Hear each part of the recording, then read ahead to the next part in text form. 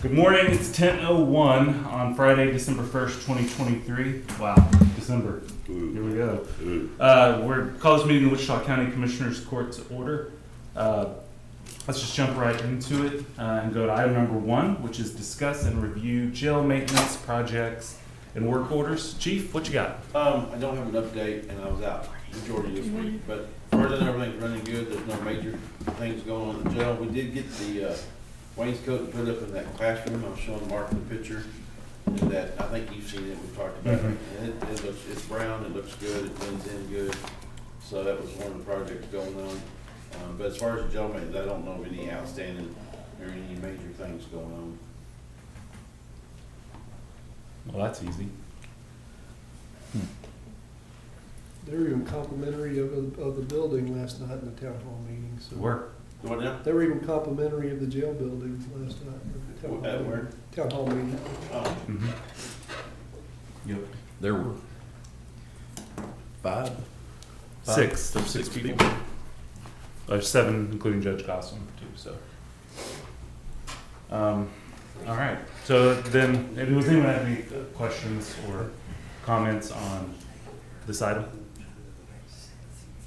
All right, let's go to item number 2, which is receive status report on salaries and overtime. You should have it in your email from Corey just now. this morning at 9:56.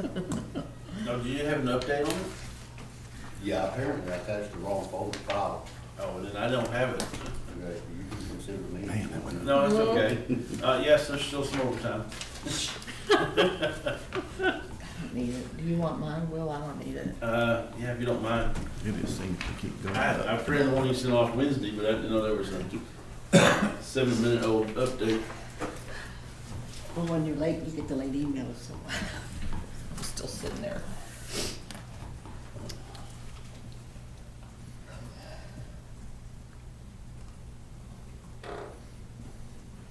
Well, holiday periods are always gonna. Yeah. Yeah, we're gonna have several of those here in the next few weeks.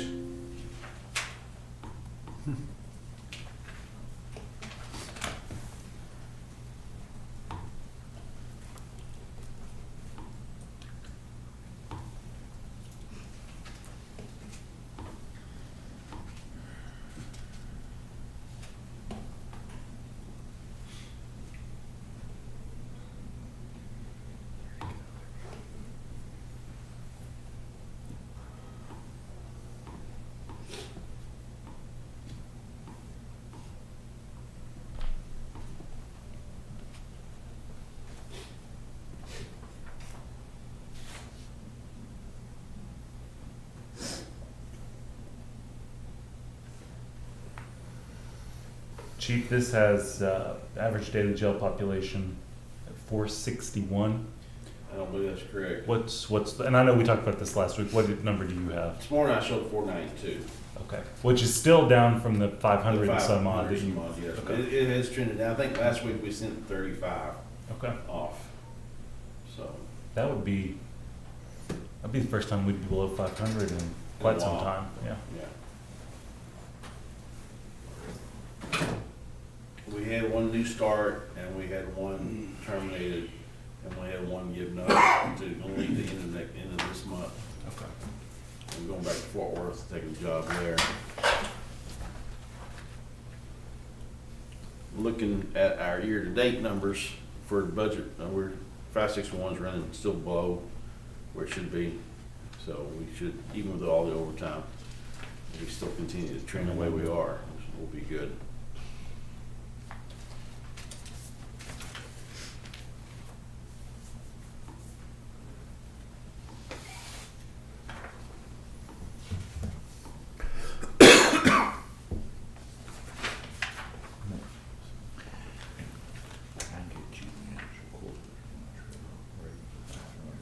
Oh, yeah, You in? that's a deal. Okay. And I don't know if I'm just looking at this wrong. I think I am, judging by Corey, the left and the right, probably half an inch seem to be cut off when on the things that go landscape. They are. Well, that's not the way it was said. I'm not really sure what happened to this file. Well, the other one didn't do it, the previous one. Yeah, this one shouldn't have either. I'm forwarding it to you now. Just that one page, I think. Are you sending it to me too, Corey? Yeah, you're on Okay. it.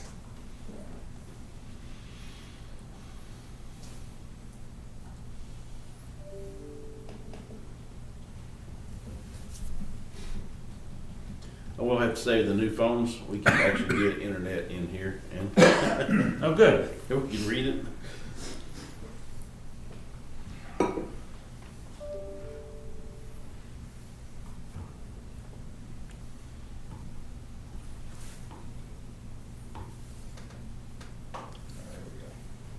Thank you, Corey.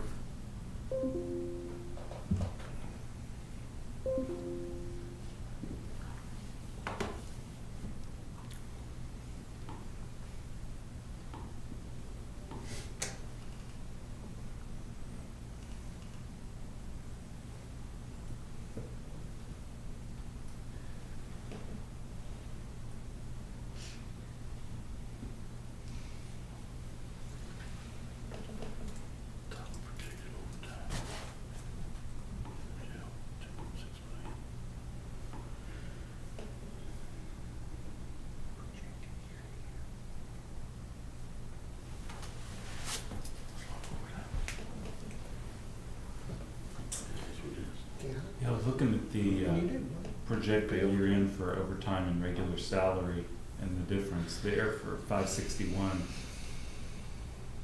It's gonna be a little under 600,000 net loss, which is actually not as bad. I think ours earlier in the year, we're thinking it might be. So 1.7 million over in overtime and 1.1 million under in regular. And we're trending on our overall budget 4% less than where we should be sitting at. So in the number game, that's $700,000, $600,000, something like that. Go back. Are you with us, Mickey? Yeah. Okay. It'll come from other line items to make up the difference. But you look like you're pulling it into zero. It's gonna be real close. It's not gonna be a massive amount. I'm hoping to even have enough to cover some of his overtime that we spent in the jail. Not yours, Tommy. the other guy. at me. Well, it's really pointing at him. Watch out. Well, that's, I clarified it for you. You did. Yeah. Chief McFerrin, on the security side, we are gonna be over for the year on overtime, but also under on salary. Just for 562, do you have any insight into what explains that on the overtime issue? Just the need for having somebody out at the courthouse or the LEC for visitation. Okay. That's the only real driver of their overtime. Other than that, they get their lunches on a regular basis, and they're scheduled for 8-hour shifts. So Okay. Have they worked some for the construction? Have there been some construction overtime? I Very don't know. little. Very little, but are they coming in earlier than normal to get everything ready for construction to come in?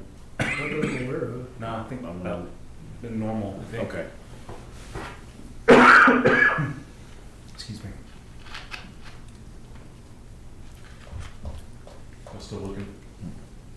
I had looked at some of it, so I'm good. Yeah, we're okay.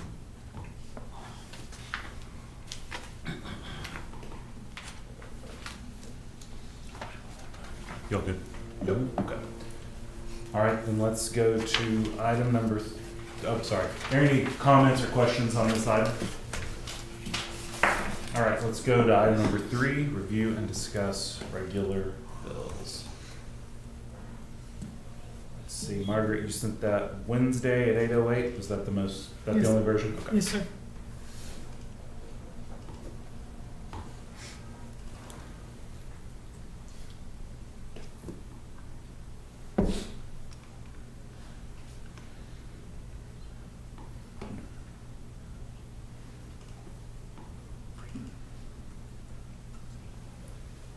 We had one purchase at Amazon for $24,000. What was that? This is the HP switches. Oh, okay. Makes sense. It's a lot of books.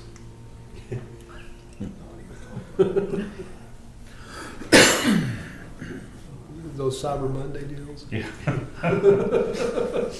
You know, we got them half price over.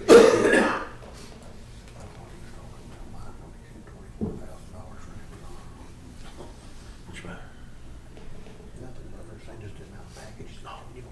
Yeah. Yeah.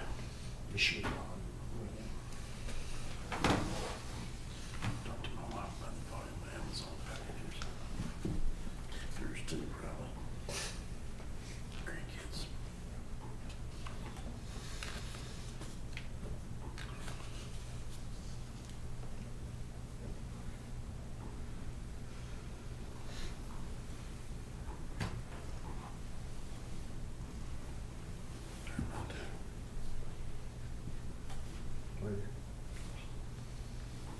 On that, and Brendan, I know I had one that can change when the phone comes around, but I think Mickey's got one I've seen too. There are other telephone accounts that we really don't have to have anymore. I had to have a landline for security, now I don't have to after we did this upgrade. And so, I mean, that's $45 a month I can shell out. Yeah. And I don't know why we left it, maybe, is there an alarm out there, Mick, at the No. precinct? I still have a landline there in the hall. But that can, with the new system, you can keep the same number and just move to the phone system and not have an extra bill. Okay. But we've got a few like that. If y'all see them that y'all have, be sure and let Brendan know and Margaret, and they can look at it, and we'll clean up what little.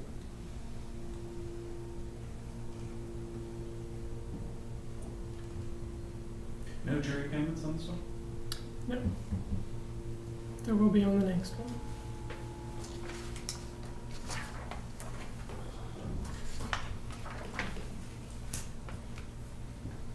Most of the precincts didn't spend much either. Well, it was also Thanksgiving break cut into a bunch of that, so everybody's was kind of small this time. But yeah, you're right. I was looking at it, thinking, look at y'all barely spending. I think Barry outspent y'all this time. That's not, that doesn't happen very often. So you're saying if we have longer and bigger holidays, we're saving? That's it. We found the secret. Right? Work one day a week. Mm-hmm. It's hard to spend a lot when you're only here for, 8 hours. So.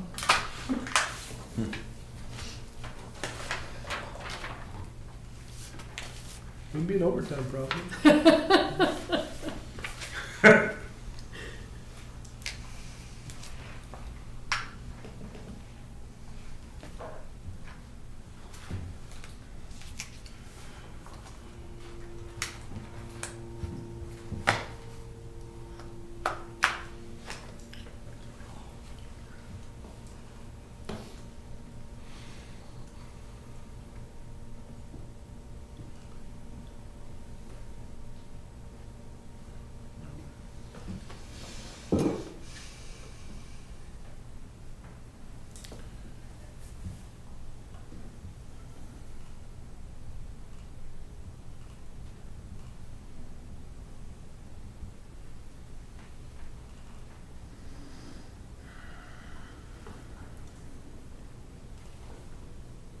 Judge, about the jury, I think we got the November 17th list yesterday, Okay. and we've already got it entered to go for the 11th. Okay.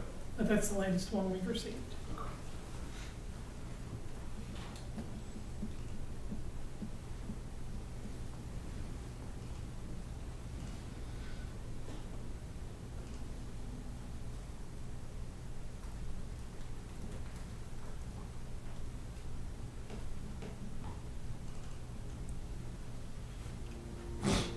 What are all the fuel charges to ARPA? gravel, hauling gravel into that. Oh, To the tower. okay, gotcha, gotcha.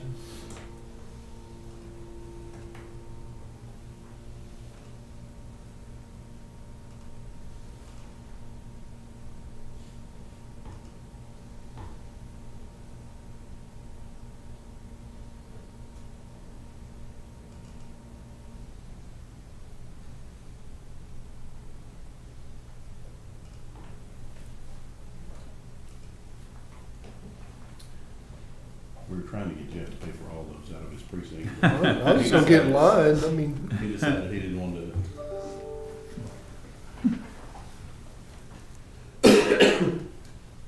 I'm still looking. Tommy, do you know, I've been meaning to ask, keep forgetting, kind of down where you park on that far end of that parking lot, sometimes against that or that shoulder there where it's got grass in between the sidewalk and the street, is the stickers all gone there? Or do you ever go that? Yeah, I know what you're talking about, Jeff. I'd probably say they're not. I don't know, I mean, I don't know where, are we still doing that, or are we outsourcing it? I know they stick the little signs in the ground. Yeah, we're outsourcing. We're outsourcing that. I don't know where they've treated, Jeff, I don't know where they've treated that or not. I mean, I hate to say that they haven't, but I don't think it has. annex, where are we talking on this? Yeah, the annex right in front of the parking lot against Scott Street. We get that sprayed quarterly, so. Well, but I like to say- We're having. I don't very seldom go, but the one it was been 2 years ago or so, that's why we started it, was the stickers were so bad, but then I just didn't ever ask anymore. Are they grass burrs? Grass That's burrs. grass burrs.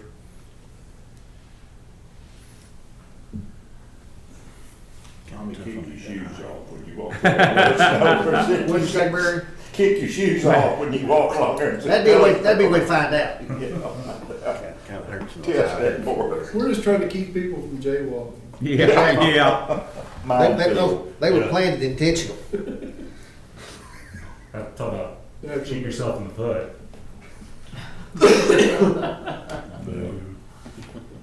We good? Yeah, I'm good. All right, do we have any questions or comments on item 3? All right, I'm gonna switch up the last two, because the purchasing policy will take the longest. So let's move ahead to item number 5 on the agenda, which is discussions on having regular commissioners court meetings on Tuesdays.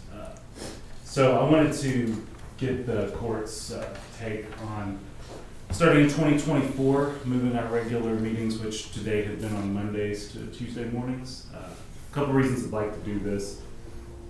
First being, I would personally, and I think a lot of departments probably share this assessment, I'd love to have a Monday, it's a day, actually a full day back at work, to get, if there's more information that we need for agenda items, questions to ask, other information to get, I'd love to have a full work day to do that prior to court, which right now, since it's on Mondays, it's a weekend prior. I think that would be helpful for us and for, honestly, for county departments. The second reason is that it's going to be, we have fewer holidays that fall on Tuesdays, so Yeah. it keeps a more natural, expected flow of meetings. It won't change our posting because we'll still, to meet 72 hours, we'll still do it on Fridays. It does give us till the end of the day Friday to post rather than 10 a.m. On Friday. But this is just a personal preference on this. I do think it would be good, but it is a change. And the only downside I see is that 2 times a month we're going to be having Commissioners Court at the same time Wichita Falls City Council is meeting. Quite frankly, I don't know that there's a ton of overlap that's going to matter on.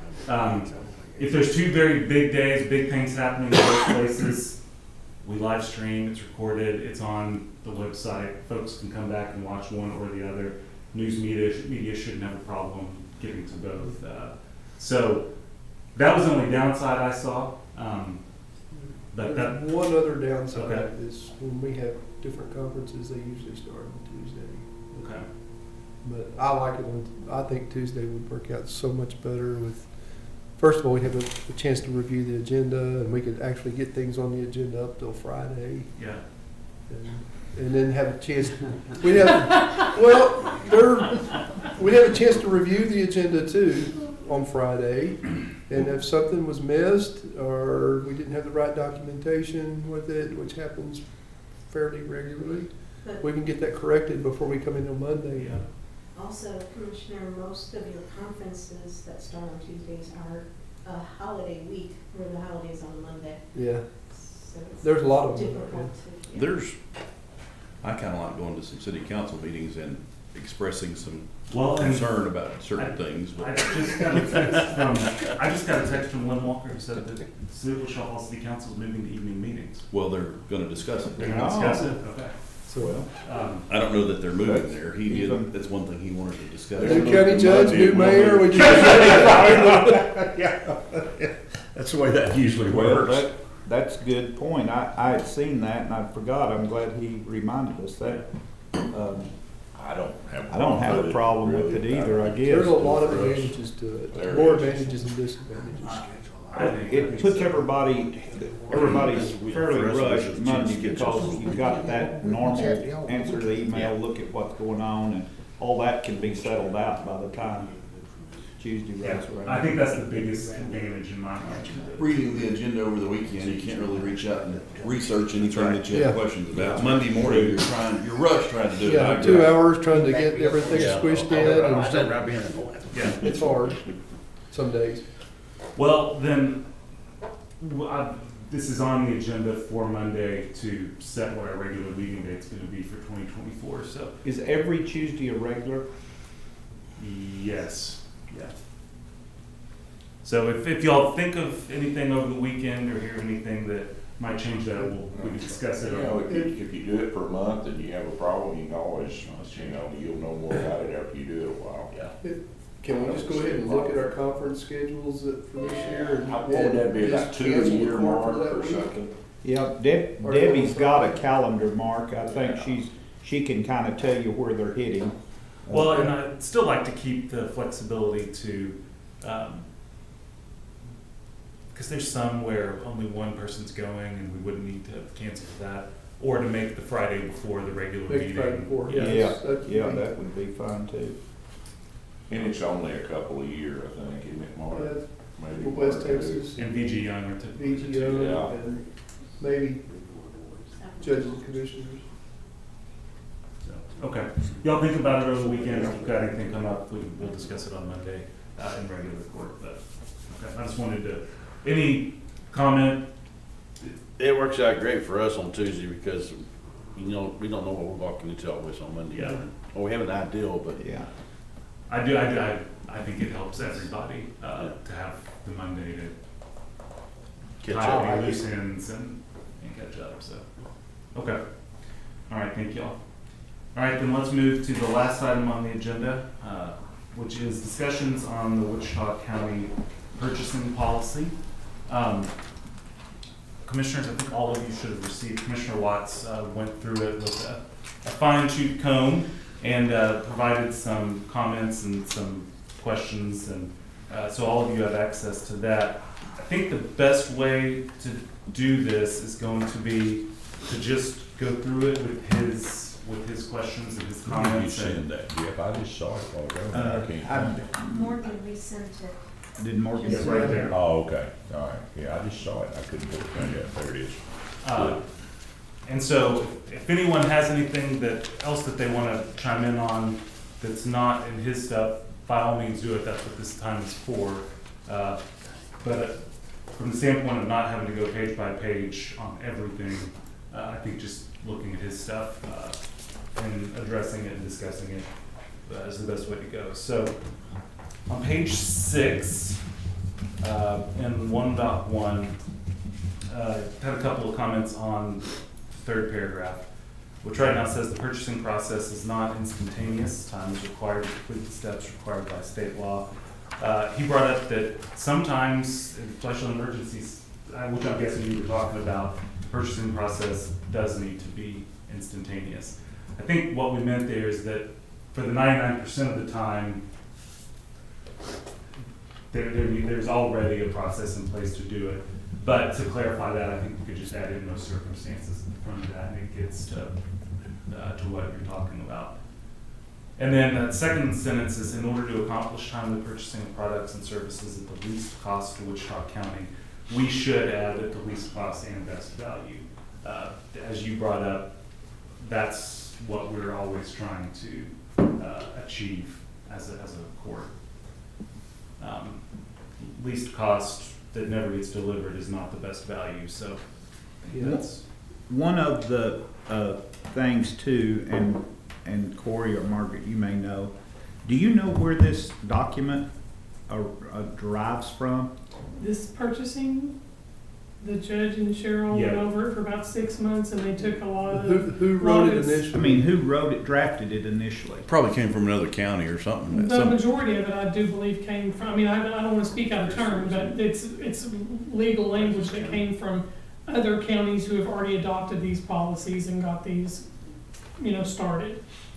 That's where it started from. Because I again, don't want to speak out of turn, Do but I you know believe the just judge where- went to right off the bat, went to a seminar or something, and Cheryl did too, where they found out that we really did need. It was a combination of a few different counties' documents. That was the initial base skeleton. At this point, though, it's really that's probably the base, but it's been revised so much that it's our product now. Some of it, especially once we get into the later sections, a lot of it's just pulled straight from state and federal statute. But I think it's a collection of a few different counties, but I don't know which those are. And then on page 8, which is the beginning of chapter 2, purchasing authority. Let's see. Jeff, you may need to speak because I wasn't sure what you meant on 2.2. Pursuant to local government code 262.011D, it's the duty of the Wichita County purchasing agent to make all purchases of supplies, materials, and equipment, except those for which competitive bidding is required for all departments. And you'd said must assist, but is unable to field questions. What did you mean by Well, that? I mean, let's just say that there's a question arises when the attempt of a purchase, materials or equipment, and they have a question or saying, well, the system's informing me that that no longer is available, but it can come with X, Y, and Z. Would that also work?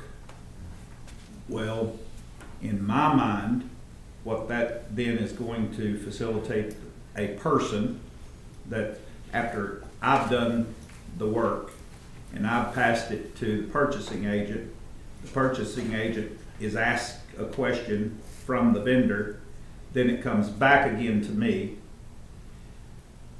It's added some steps that never existed to begin with.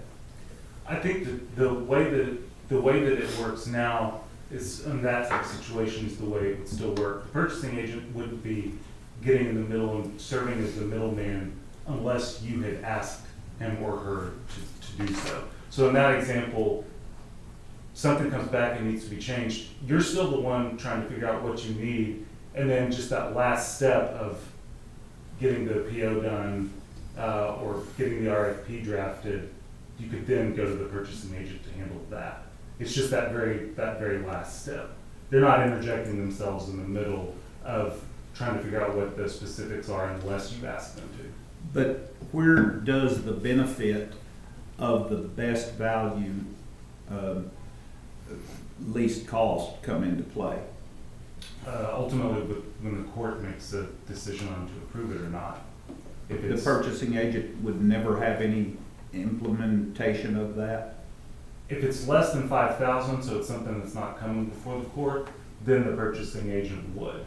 But as we get later on, if there's a disagreement between the department head and the purchasing agent on what best value is there, then it would come for the court to decide. But, so my example would be, I'm going to buy some pallets of cased oil, Delco oil. She reaches out and I guess she looks into that and sees that I can get Shell Rotella tea at less cost.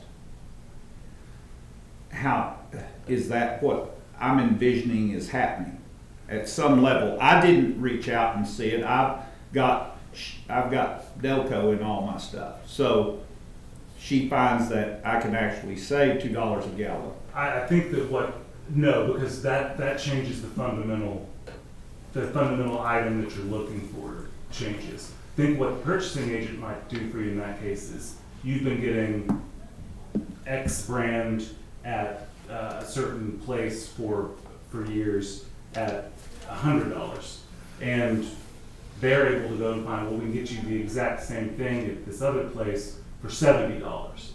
They're not going to get in the middle of you making the determination of what you actually need for what you're trying to do. They're just trying to help you obtain what you need at a lower cost and a better value. Now, if that $70 place that comes from a vendor who we've had history with that not able to service it, or that's when the conversation of what best value is comes into play. But we have that now, where we have to make a determination on how much cost and how much of it is other things coming with what's lowest cost and best value. It's like just right now, like if you asked me for that, Jeff, I would never look for a different brand or I don't know anything about what you do, and I know you need this. So they should be comparing apples to apples exactly, and if there's any difference in it, then come to you and say, hey, I think this is apples to apples. What the policy needs to stay in. I think that this is apples to apples, but this, and then, get with you and say, because and then you're gonna be in control of the purchasing person, the court's going to be, so they're gonna be working for you. But in my mind, that's what I see. I would never go say, well, he wanted Delco, but this is cheaper, so I'm buying this. That would never be something I think we would look at. What, are you able, Margaret, to pull up the requisition form from Munis, and are you able to flip that to us? What is the requested form that initiates a purchase to begin with? Right this minute, I cannot, because I honestly have not. I do a requisition thing on my side when I do e-procurement with Amazon, and I don't know if it's the exact same thing. I've not played with it. We've worked more on the body of this than that. Be happy to get it to you as soon as I could, but I do not. I could not do it this second. It's the same thing. No, I don't, and I don't, because I would assume, again, assuming it would be something that was maybe more user-friendly for people coming in who don't use Munis every day. But that's just my assumption, I don't know. I would also like to see those forms. None of them were included with the manual, and I want to know how much extra time I'm going to wind up spending having to fill out requisition forms for things I used to be able to buy that I needed. Okay.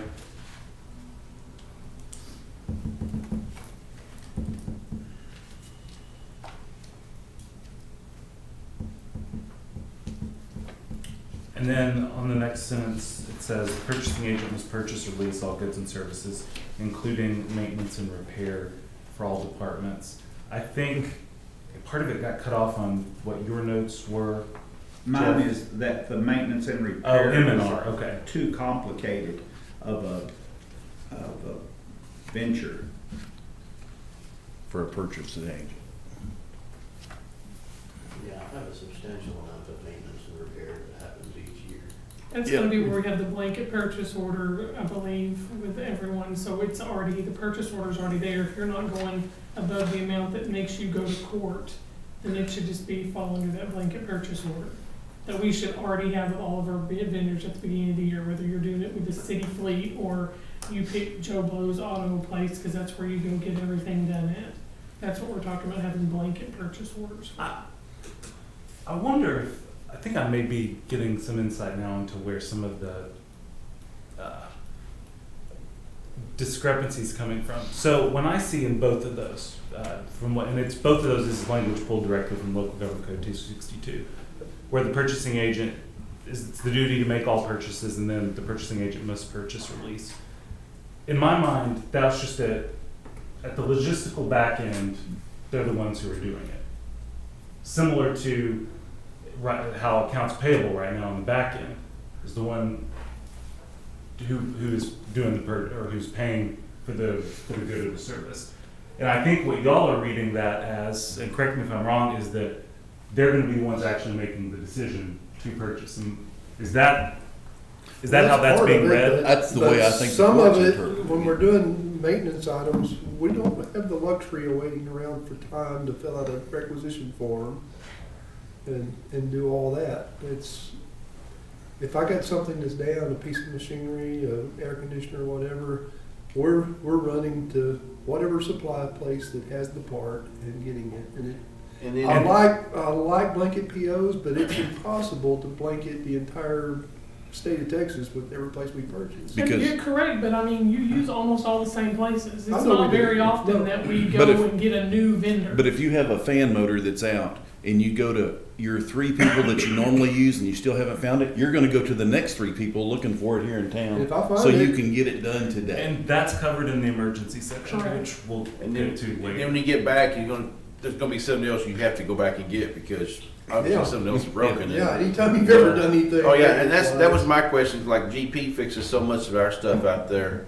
You know, he's always having to go get a part here and part there, and a lot of times you go get a part, you put it on, and like, well, dang, I got this part too now. Well, And and, then and here's that's- just a recent thing that happened there, Will. He went to a place to have a hydraulic hose built. He gets over there, they have not had it done. He said, and they said, won't be able to get it straight away. He said, give me the fittings and I'll take it, use it as an example, I'm gonna go somewhere else.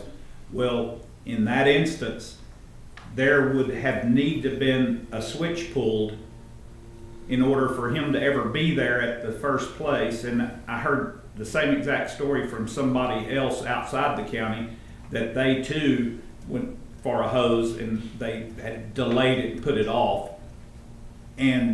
But the trigger would have to be pulled on that purchase, which is now gonna have to be backed out as he gathers his stuff and goes on down the road to somewhere else where he wasn't. And that's my thing, is the blanket gonna cover that, or just need to give him a credit card, or is he gonna get in trouble using credit card for stuff like that? I mean, because a lot of times it may be nickel and diamond stuff, but if you gotta turn around and do a purchase order every time you gotta have the next part, just think of the downtime you'd have. Well, he's going to have to, the way I understand it, he's going to have first written a requisition for that hose at Caterpillar, and the PO is going to be issued for that. He's going to give Warren Cat the PO, and then if that occurred, then we're going to have to make sure he's going to have to go back and back out that process with the purchasing agent so that he can now do another requisition for, in this instance, he went to McKenna and had the hose built over there and have to do that a second time. But they're gonna have to clean up the first one because otherwise the PO is sitting there or the purchase has been approved. We're talking about pretty small dollar. This It was could be, and $15. sometimes it could be hundreds of dollars, you know. Sometimes you don't know. that same thing could be a $20 part or it could be a $1,500 part. Yeah. So it's kind of hard to say. I mean, I understand the you whole can- concept We of can that. question this to death. Sure. There's always gonna be things, and I think that Margaret's saying that they can create POs, these POs can be on the back end. So I mean, I see what you're saying, but it's gonna be, it's a tricky deal here. Who's interpreting the sentences though? The commissioner's court is. But Ultimately. you know, it states in our policy here that once the purchase order is given, that's a legally binding deal. And on to Garland's example, we had ordered things and had a refurbish done on the backhoe that was stolen. One of the things that they couldn't complete the job because they couldn't get the thumb. But if I've issued the PO for all that, after 60 days I pull the backhoe and we live without the thumb. But if they've initiated a purchase that they've obligated themselves to, I'm kind of on the hook to ride out whether that's 180 days waiting on that deal. Because I've in good faith obligated, the way I've done it today is saying, buddy, you told me you could do this and you'd have me in and out of here in 2 weeks' time, and that hadn't happened. I'm picking up my backhoe. But in this process, they're kind of assured the fact that once they're given a PO, it is a legal binding agreement. This agreement states that obligates the county for that, and the vendor's going to hang his hat on that to the point that you're buying that thumb. I don't care when it comes in, you're going to be hung for it. So that was the example that went through my mind at the time. Then I just encountered Garland's deal and actually talked to him about it. I didn't know about that deal, but I knew he Yeah, he was buys- working he's on- always working on stuff and having to buy stuff. He keeps every machinery running and stuff, and GP, general purpose. Well, I mean, at that point, Jeff, you just revise the PO. Because it's not a contract in the same way of one that comes before the court, we sign off on, it establishes the terms and conditions and everything else. PO is for what that, and again, I haven't seen the form, so I get that that's a question, but we say we're authorizing the purchase of these things, but I would imagine that the purchase order is going to have within a certain amount of time. And then if we don't get it, we revise the PO and we go about our business. Because the flip side of this is that right now, you buy this $1,500 part or whatever, multiple of them a year, the court's never seen that to ask, are we going out and trying to get best value? Well, we do see it when we go through the bills because it's a purchase that's on there. Sure, so when something shows up, and maybe y'all look at bills differently than I do, but something shows up as going to the sheriff's office for $3,000, we ask the question, what's this for? Oh, it's for this part. I've never seen this court ask the question, well, have we gone to look for that specific thing on that specific, have we gone out for quotes to see if we can find it cheaper? I've never heard that happen. Now, I've heard this court do that when stuff comes to us that's over $5,000.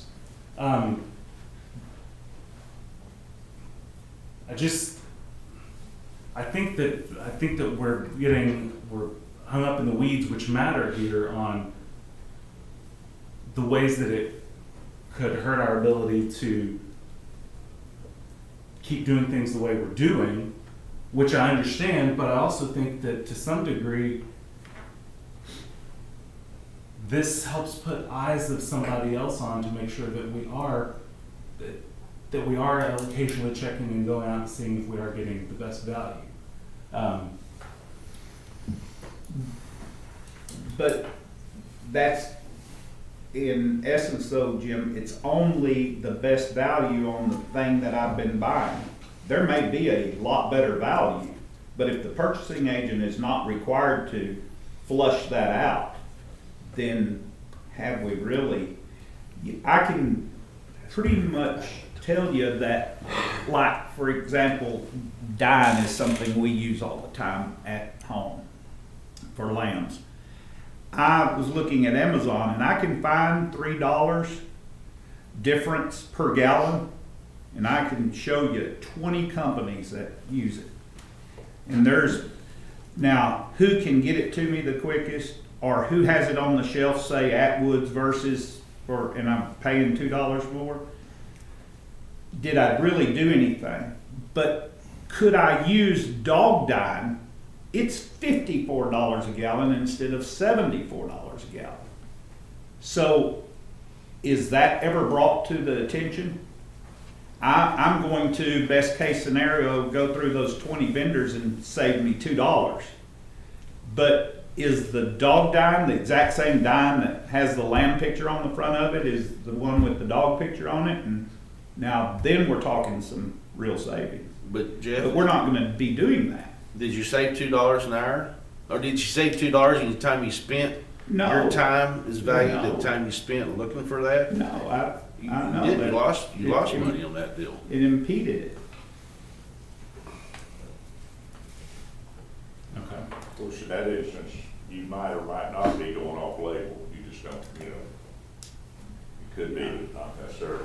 And I had mentioned to Jim, what I was exposed to, and was that I didn't have to, when I needed to order carts, that process was already taken out of the equation for me. Because I wasn't having to go out there and talk to 4 vendors and buy a trash cart that was the lowest. We had already negotiated between all those companies and picked the one that we're doing business with. And so that ultimately got us the premium dollar, but that's not what this does necessarily. I think that you all don't like this because you're worried you're gonna lose some control over what you've been doing, and I don't feel like that's really what's gonna, I understand what you're saying, but I really don't feel like that's what's gonna happen in the long run. This is meant to help you with your budget. It encumbers the money. You've already got it encumbered. You know what you have. It keeps from at the end going, oh, I don't even know what I did. I ordered all of this. I have no money left. We do stuff right now in the county. I know you guys don't like to hear it, that you're not supposed to do. Family members do business for, which is an absolute no-no, and you're not supposed to do. And no one checks on that and makes sure that that's not okay. And I don't mean any, in several departments. It's just not supposed to be done. You're not supposed to, get a benefit as an employee in any way, such a, shape or form. And it's really meant to help you. And I agree with you that it is going to end up taking more than one person eventually to do it. But I'm also telling you that I heard great stories where the counties can make thousands of dollars on things that I just don't want to bring up because we're not even there yet. We can't get you guys to like this yet. But when we get started, there are programs that we can initiate that could make things easier for everybody. And I know it's change and everybody dislikes it, but I don't know what to say to make you feel better about it, because I understand what you're saying, but it's gonna be change and it's gonna be hard and it's gonna be different, but you guys are gonna be in control of the purchasing person. The purchasing will not stay in our office. It's gonna be somebody that you guys pick, Right. and you're gonna be in control of them, so. But I can tell you, like what Patrick commented on, I know that Jack's not going to probably be the person to log in to Munis, pull up a requisition and electronically. I hear you. So I I feel know like where Debbie's that's gonna have to do default. that. Well, and here's just an example. Her and I this week talking about motor graders, and I used the term to Debbie that we gonna get a maintainer from y'all house. Well, she said, I thought you needed a motor grader.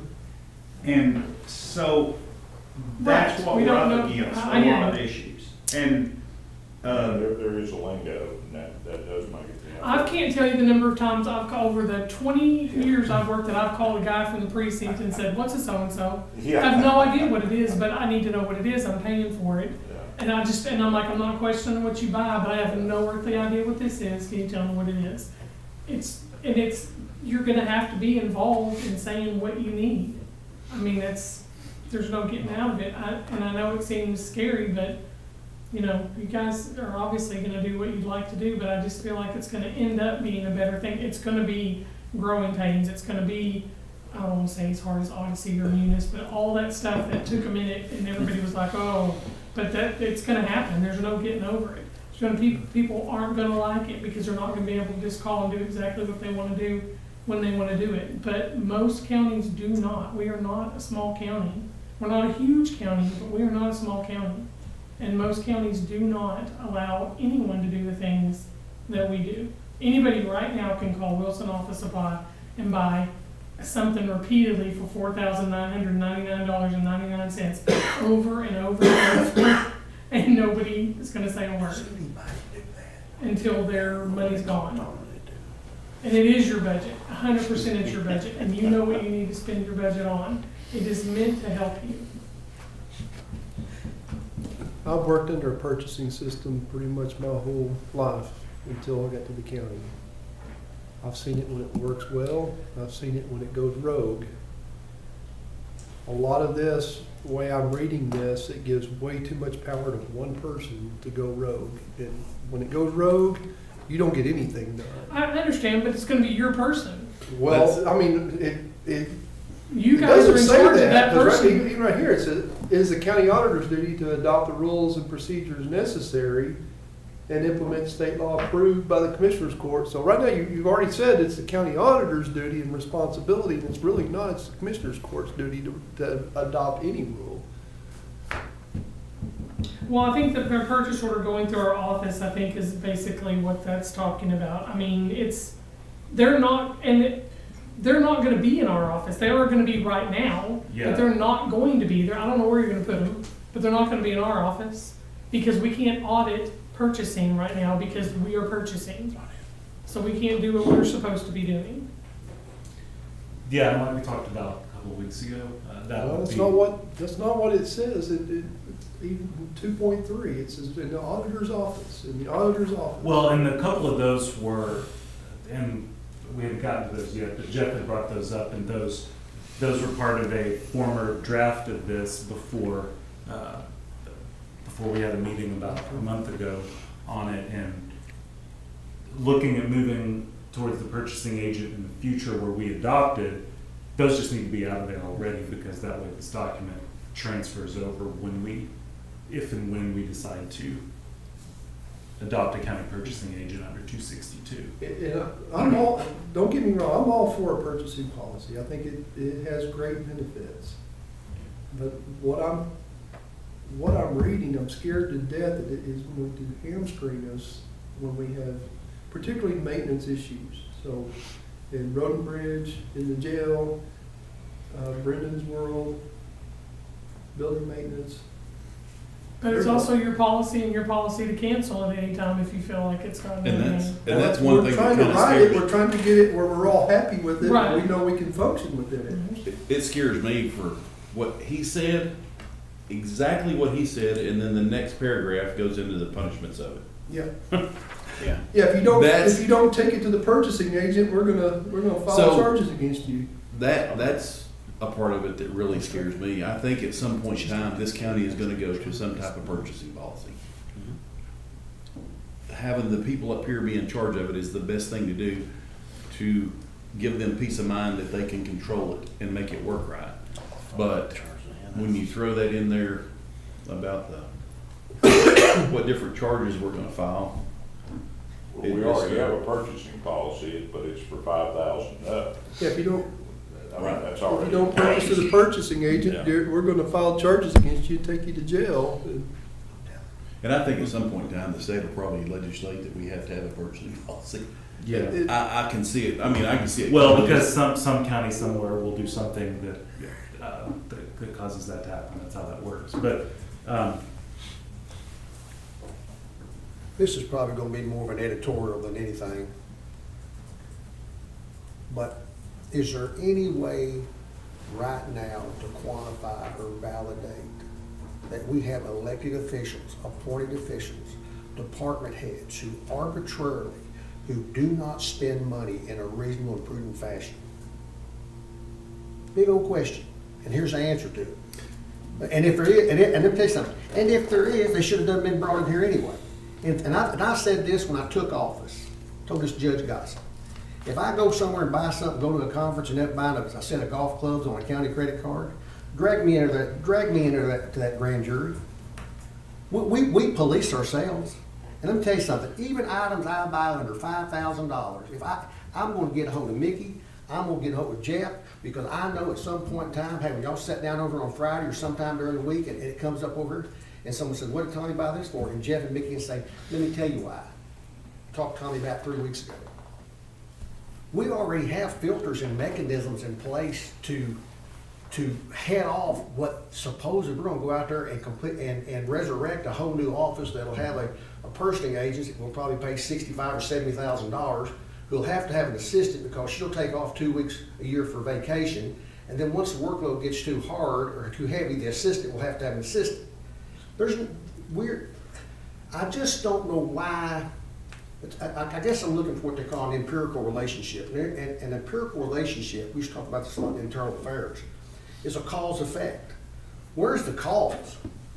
Where's the cause? Because I'm telling you right now, after I fixed to file for my 4th term of office, I had never went over budget.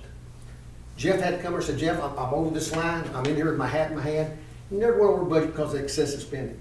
Not one time have I come in here and been over a line and come before this governing body and asked for an additional dime or dollar because of my spending.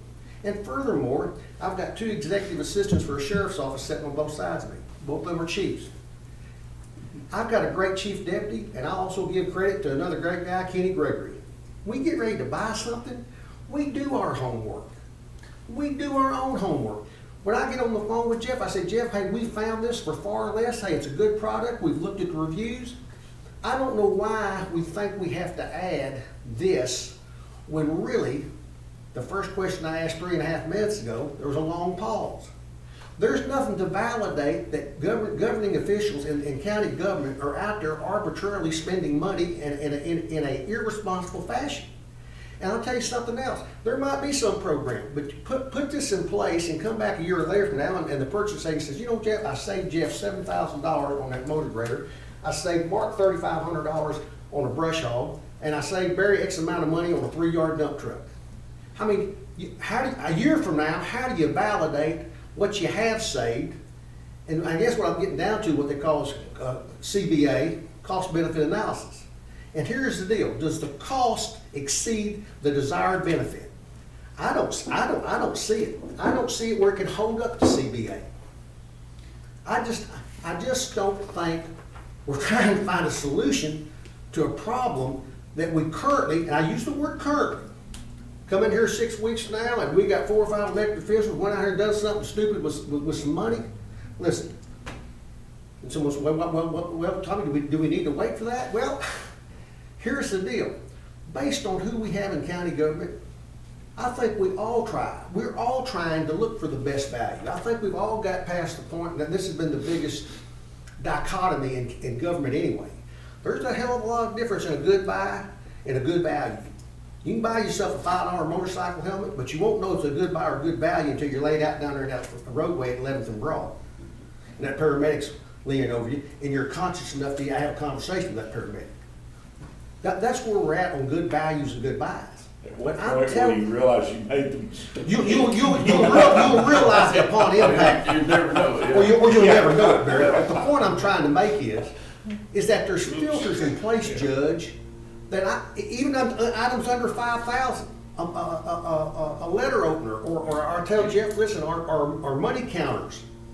I've got one that's worn smooth out. I can get one for $3,800. I'm gonna either call him or say, if I tell Jeff, say, Jeff, you bump into Mickey, tell him what I'm fixing to do.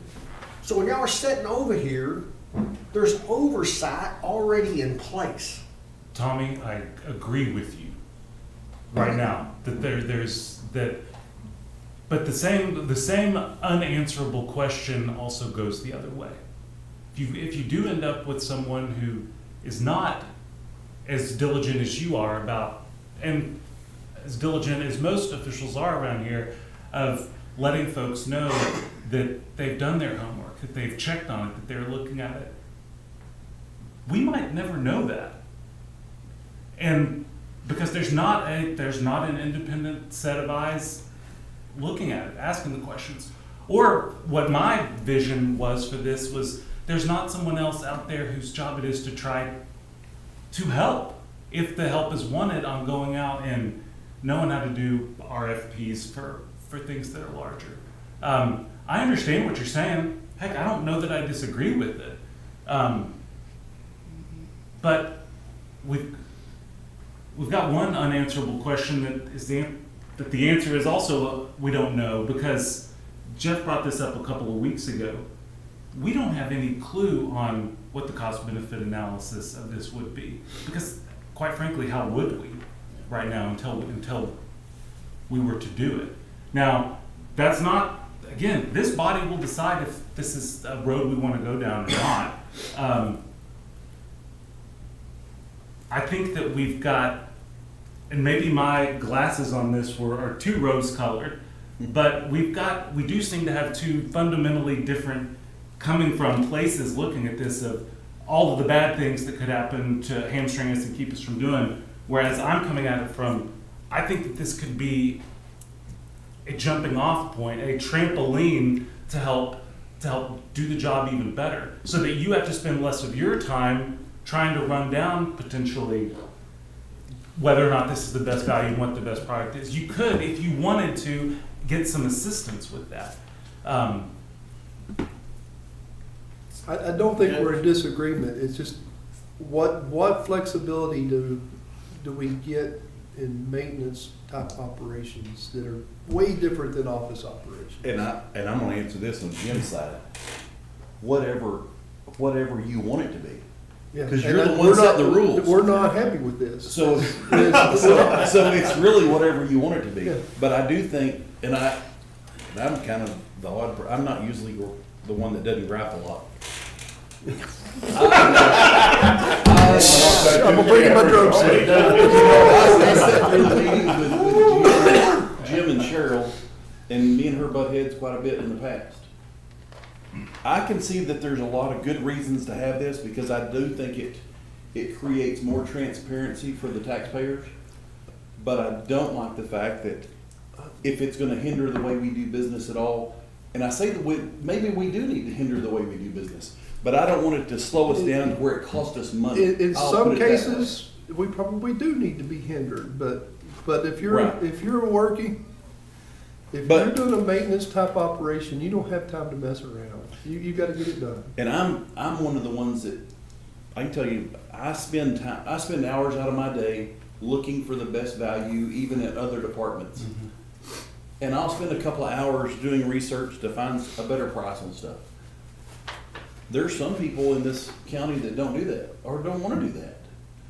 And they don't feel that maybe if you have working for you who you wanna have working for you, then I don't think this policy, you can make this policy where it doesn't stop you from doing that. If you wanna have Joe Bob is the person that goes always and works on your equipment, this policy's not gonna stop him. So I kinda look at it both ways. I mean, I can see both ways, but I don't wanna be where we're filing charges on each other because we did something wrong. Yeah, well, that's the way it's written. I don't want that to happen. And I think that's in everybody's, and that's why it's in there. I mean, that's it's in the statute, and it's just Right. part that was brought over. And I don't think any of us are intentionally doing anything. No, I But- don't think anyone's intentionally doing anything, but you're right. But I've always looked at this job, and when I paid But- bills, like if I could pay it out of my pocket, I'd be more inclined to be like, okay, sure. But I look at it like it's my checkbook because it is. It's taxpayer money. But not there, everybody does. There are a lot Not of everybody people does. who are like, And- it's my budget, and it's and my Tommy said this, something and a while they'll buy ago. whatever they want. Tommy said something a while ago that, yeah, there's not any people that misuse money. I'm gonna tell you right now, if Margaret she knows of things that she could say that would probably maybe change your mind on some of that. But she can't really do it or don't wanna do it in public to give anybody a black eye. But there are things that have happened that this might have protected from happening. Let me just ask you a question. What's our goal in this? What's our number one stated goal in doing this? What are we trying to accomplish? Simple terms. I think ultimately, the shortest, simplest answer to that is to ensure the public that we are spending their money in the best way possible. I think that's a 60,000-foot answer to that question. And I think everybody agrees with that. Right, Yeah. but There's a great advantage to this. Right now, we got 5 enterprises sitting right here. We got another enterprise there, another enterprise there. We got 50,000 spending limit aggregate on any vendor. yeah, This helps with that. I mean, that takes care of that situation. 'Cause I don't know what Barry's spending his money on. He might go to whatever vendor and spend 49,000. I come back the next day and spend 20,000, and we just violated. What, but I'll interject in that, Mark, that, this coming year, I'm going to buy a motor grader that's gonna cost over $400,000. Yeah, That's a buy board function. yeah. Now, can I get a motor grader and save 30 or 40,000? You bet I can. Will I? Probably not. Because I'm locked in to who I'm gonna trade with and who's gonna work on that thing. So I'm not gonna go buy a Komatsu. Yeah. But I Well, could that's the save best- us money, and that's gonna be the best value for citizens in Wichita County, but No, I've the not best been value is able not to. always saving money. The best Right, value is what right. our That's long-term true. maintenance and, I agree We to all that, look I at that. agree, but there is a dollar value associated with this that comes into play. But also, you have to remember that you're jumping on the buy board. They've already done all that legal work for you. We can't mess up on an RFP or any kind of contract and get sued for it. So we'd be happy to pay that extra $20,000 to know that we're good, we're golden, and there's nothing that anybody can come back on us with. And I know that's never happened, but in these days and time, one person sues us and we probably could fund 2 or 3, 4 departments with purchasing than what we pay somebody. If y'all gonna Getting file sued. charges, I wanna make sure the jail's got good food, good mattresses. You are SOL. That's exactly right. Let's make sure of that. Well, you know, We got a long way to go. I hate to keep saying the same thing, but it kind of fits as, we'd know a whole lot more about this after we did it a while. Yep, you would. Yeah. And Good old I'm not good a old fan that. of, we gotta pass the bill to know what's in it. Well, it's not But, exactly what um, it is, but yeah, I understand, I get you. And but Judge, once you run out there and hire a purchase agent and hire an assistant, and a year from now, Mickey, hey, if we're not saving anything, or we're gonna run out there and let somebody go? County's not real good at that, what I've Not seen. That's in the what I'm past. trying to very say. good at that. Are we gonna let them go? I've sat through a court where y'all were pretty good with letting people go. You don't remember that? You don't remember that year where they let all those people go? I remember that. I had They let four- people go. I lost more, Margaret, I than know. anybody in county government. I know you did. That's And what I'm responsible saying. for 86 cents on They every will dollar, and let I people lost go. 4, and haven't got them back yet. I know. So Before I we think get they real let people go historical. when they need to. But I'm just saying, we're not real good at it though, Judge. Yeah. You run out there and create a department. We're not. Hey, I'm not saying it hadn't been done, but there's a great reluctancy. But that's the deal. You're gonna have to wait and see, and then once you wait and see, hey, it might be like Margaret's saying, you can run the reports on, and it's a bonanza. May run the reports on and say, listen, did we really, if you look at the cost benefit of analysis, what's, like Barry said, what's the net gain? What's the gain? And how much money are you willing to spend to get that gain? You're asking the right questions. I mean, and you know, I'm just saying, Judge, I can't attest. I know a lot, I mean, I've been in county government now going on for 4 terms. Like, I think I've got good relationships with everybody. Sometimes they're on a sliding scale. Sometimes they're sliding a little faster than what I think they are. But here's the deal. I cannot point my finger, not that I would actually know, but I'm gonna tell you right now, Pat and William and Sheriff Duke, they run a good operation. I'm sure the auditors, I don't think there's anybody that's out there that's recklessly spending money above the $5,000 threshold.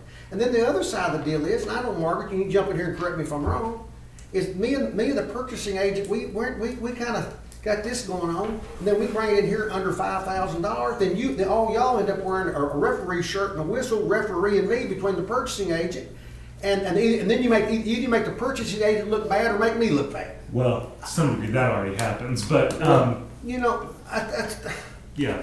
I don't know, there's 70 some odd pages to this deal, I think. I don't know that it needs to, if we take another 6 months to make it right. From sitting out here, I think we all have some issues in the manner in which it's written. I'm not gonna tell you it's fundamentally a bad concept, but at this juncture, y'all are looking at anything, I come here something above 5,000, Judge, unless y'all know it chapter and verse. Y'all may put it on consent agenda, and if not, one of the commissioners can pull it down. Listen, what, I'm gonna have to step right up here to this microphone and say, hey guys, this is why we're doing it. Kenny has beat the brush. This is the best, this is a good product. My chief deputies beat it to death. This is a good product. So there's a level of scrutiny at 5,000 and above anyway. I guess I could run out there and do some stuff routinely at $4,999. But but at some point in time, when y'all are sitting here doing bills on Friday, that's gonna show up in the laundry.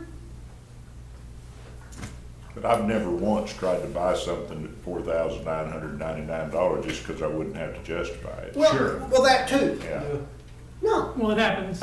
I I will let you have my motor grader for $30,000. Well, I can tell you right now that I bought an ice glad to do machine that. because it was under 5,000, Yeah. and I didn't, because I thought it was the best thing I could find though, but I mean, it was, Lots of people do that. And I'm not saying it's necessarily a bad I mean, thing, I'm just I might have saying, found a better one, but for 7,000, but. What side do you wanna argue on, Nikki, and I'll get on the other side, I can get on each I side. mean, I don't want to argue either. Yeah, whichever people one. don't like to come to court, and I can't figure out why, because it's not very often that you guys tell them no. But boy, they don't want to come to court. Oh, We're only like on page 3 and we got like 70 more to go and there's lots of notes. And lunchtime's coming. Well, no, it's a Yeah. good hour away. and Mark, you actually have to leave, don't you? Hey, I'm gonna say this, I don't think necessarily it's a bad concept. It probably serves other counties real well, and it might serve this county real well, Judge, but I don't know, and I've spent some time with this document. I mean, I think, if we, let's take some time and get it right, because let me tell you something, this policy is going to affect every operational phase of county government. I don't care if you're buying a motor grader or buying a case of paper towels. This touches everybody. You're right, and I would hope, and I think all the members of this court would understand already the way that I've tried to approach this. It is not my intent to force this down anybody's throat. So I'm happy for us to take the time. I also don't want this to be a personnel policy. We are still working on this. Working on that in 2018. Right. Right. And the only, I mean, because of Open Meetings Act, we cannot talk to each other about this separately. It means that it's gonna have to be in Fridays in court, page by paging it with input. We could, you just go break the law.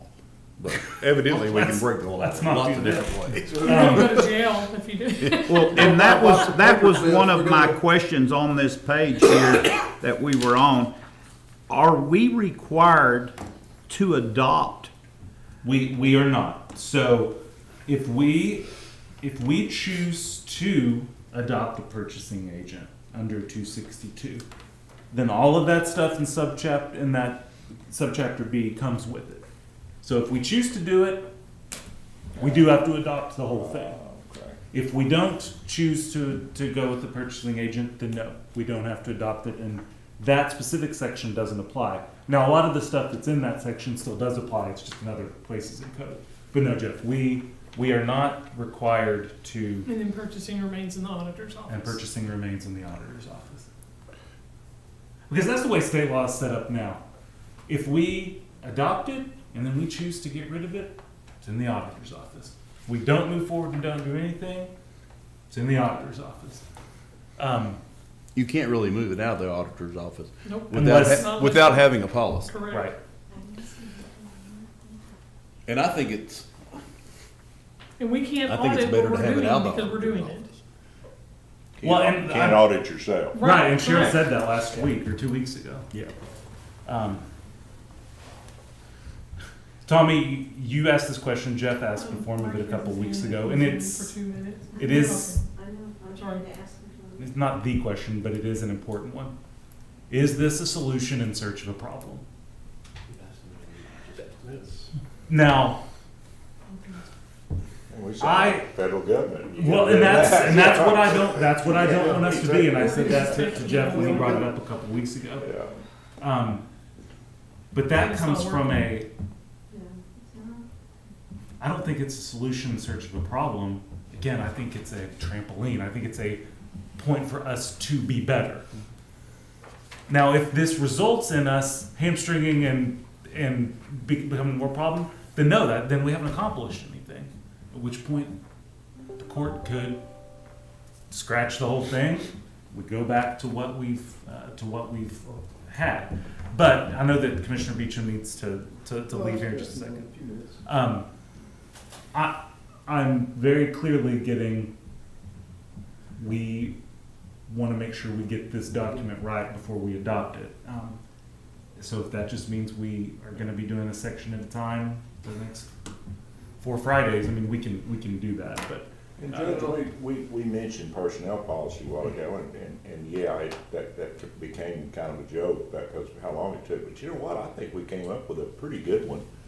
I mean, they're not perfect, Yeah. and they're never going to be perfect, but I'm pretty comfortable with the one we got. So I'm not saying we couldn't Can't do really the same enforce thing it. here. Barry's saying he don't mind it take 10 years to go. It wasn't 10. When It was 5. 2015, we asked Maureen to start. Well, Marine's not here anymore. That's what to do. My biggest problem and issue right now, if you have a 60-page document, is we got 5 different interpretations sitting right here of what the document means. Yeah. Well, and so That's, there's a couple ways. I can go back to the drawing board and probably give us a 3-page document. If you want to talk about open to interpretation. Yeah. Oh, that too. And so it's always our attorney in the room can tell us, You gotta have some details. you gotta have some details, That's just or it. I think somebody's you gonna have have to put the worst case scenario so someone can't say, what do you mean I got in trouble? I didn't know I could get in trouble for But that. quite frankly, if we're gonna end up being referees on all this stuff, maybe it doesn't make more sense to just have it more open-ended and we have to weigh in. I don't know. You're an artist. basically, when you get a 60-page Can't specify document, everything. no one's gonna read it all, no one's gonna understand it. No one's gonna take the time. Well, to that look at it. purchasing agent's gonna The understand it. Yeah. purchasing agent will be about the only person in the county that will know the policy.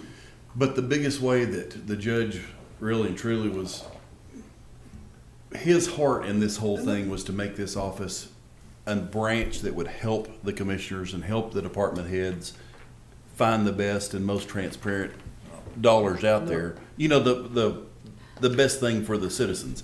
It wasn't to make another layer Right. of bureaucracy. I think we all understand that and agree with that. We're not allowed, you cannot physically unmute someone, they have to do it themselves. I think he's waiting for a break. He said to talk. Oh, we have someone. Mike. Yeah, I Oh. asked, but I can't ask him, when I ask him to unmute, it's not working. That's what we've been whispering about over Here here. he is. Okay.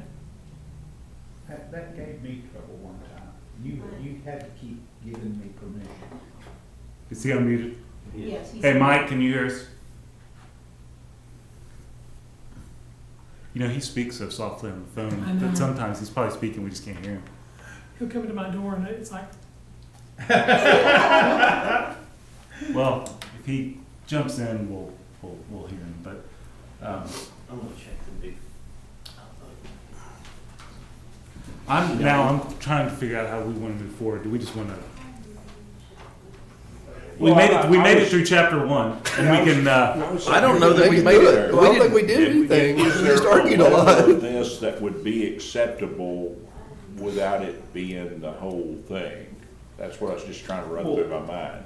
he said it's not working. For example, and I've done it a multitude of ways, but one of the things that we did was require PO number Well, that was my. on the purchase.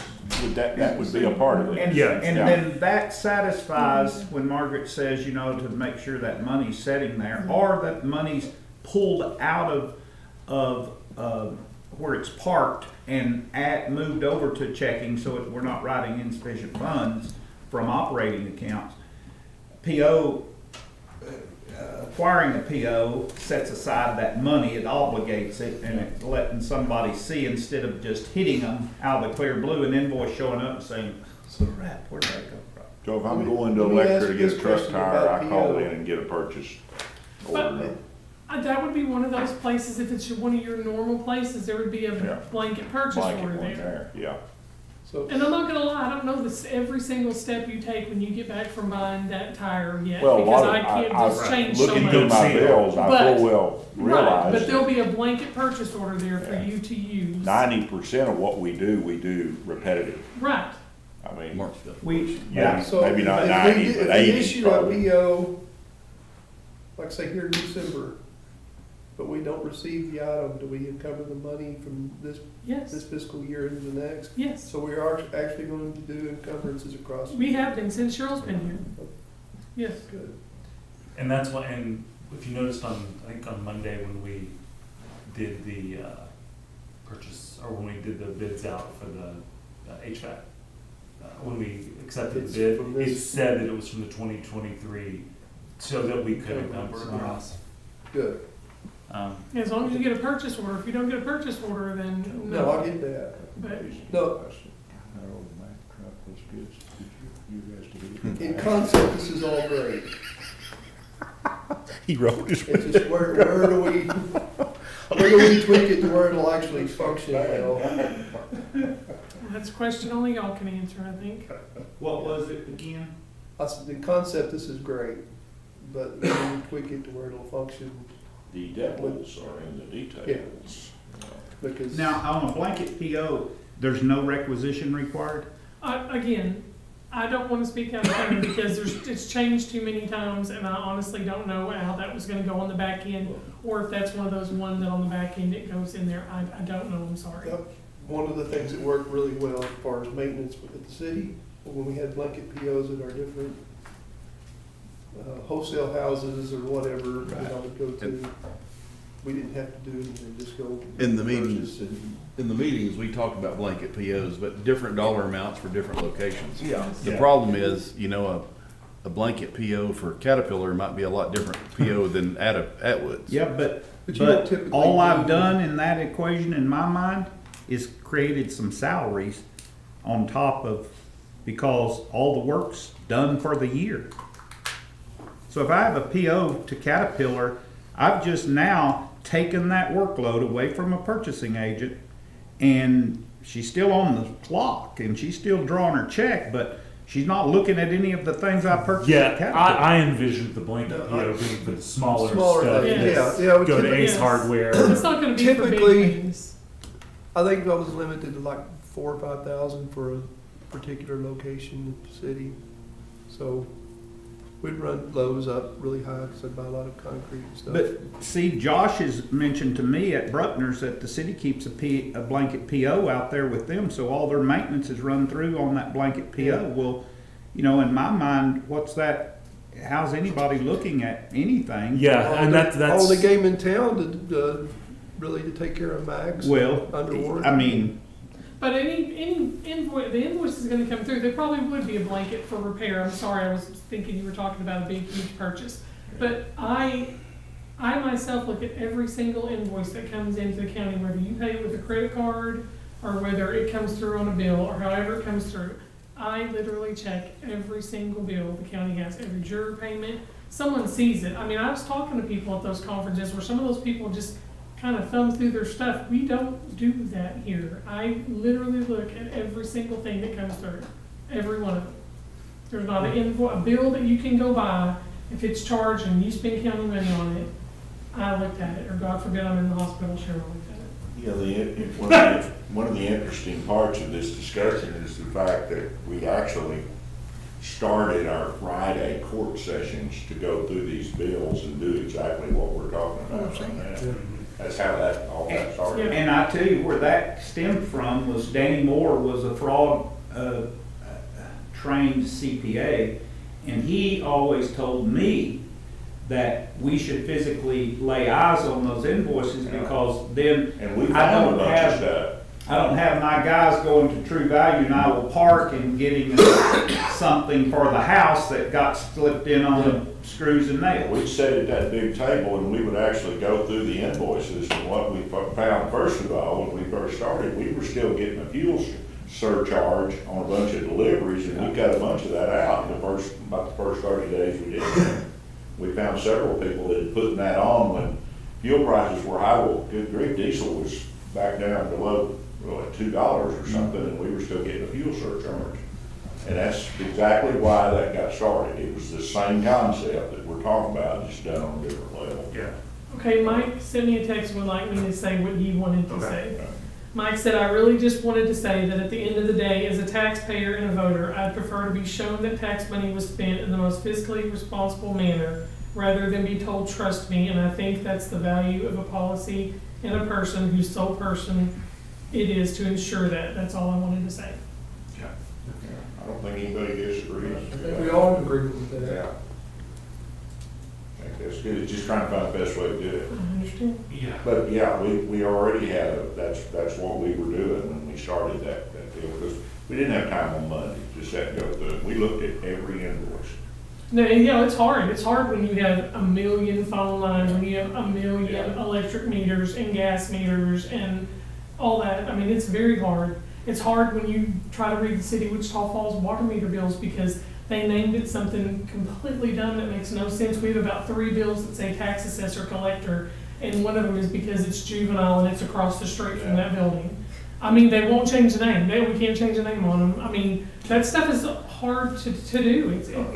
They could change the name, they should. Well, I think I've it's been told always- multiple times over the years they cannot change the name and will not change the name on the accounts. And I think it's always good for everybody to know we're looking. Yeah. That's just good business. Maybe that's a question we need to ask our new mayor.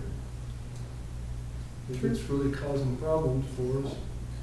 Yeah. Judge, I don't know, I mean, maybe just, and believe me, this is y'all's football, but maybe set up a series of workshops, and there's probably other elected officials that, you know, I just don't want us to throw the baby out with the bathwater.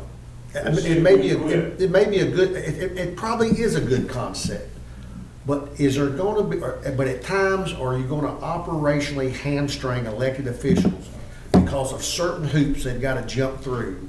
Hey, I know this is a good product, been trading with them, hey, reliable, hey, we've shopped it in-house, Nikki's looked at it, Kenny's looked at it. If we quit letting Tommy buy paper, we wouldn't have any more tax bills. No. See, there, we solved that problem right there. That took care of it. Yeah, it's, I think we'll go ahead and wrap this up for today. And I'll figure out over the next week if, Good, robust discussion. I'll figure out next week what the step, because I think everyone, we've belabored it enough.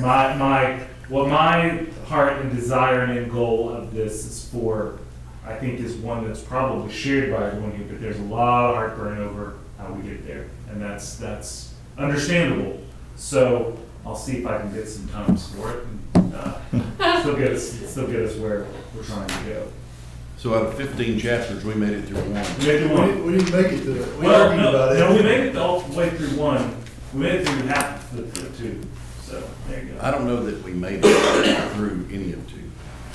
We didn't agree on anything. Yeah. Just because you read it don't mean you made it through it. Okay, well, you're right. Okay, anyone have anything else on this item? We're starting to act like Congress. Other than that, I'll just tell everybody happy holiday. Yeah. All right, thank you, everyone. It is 11:29.